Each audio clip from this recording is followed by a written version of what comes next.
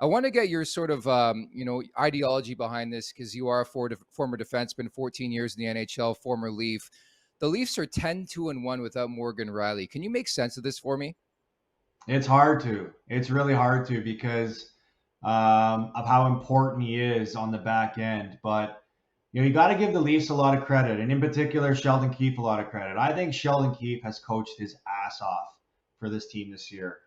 I mean, you think about the built-in excuses that could have been created with this team.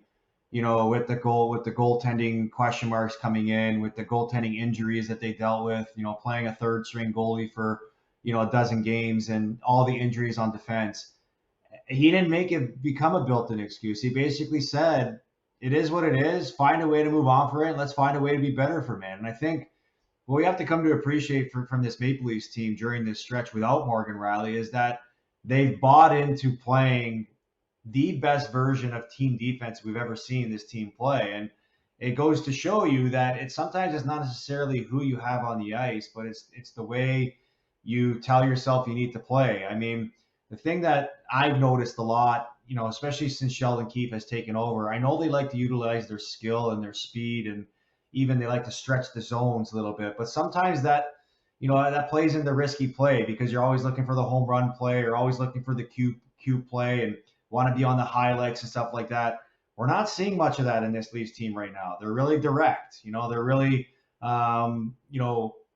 precise with their breakouts. They're focusing on the 2-foot passes that create speed through the neutral zone instead of the 10-foot pass that could create a turnover. And it's amazing some of the success that they've had with the good defense that they've played to the offense that it's led to. And is this a sign of maturity? I think it is, especially with a young group that, let's be honest, throughout the struggles, they've still proven that they're a really good hockey team.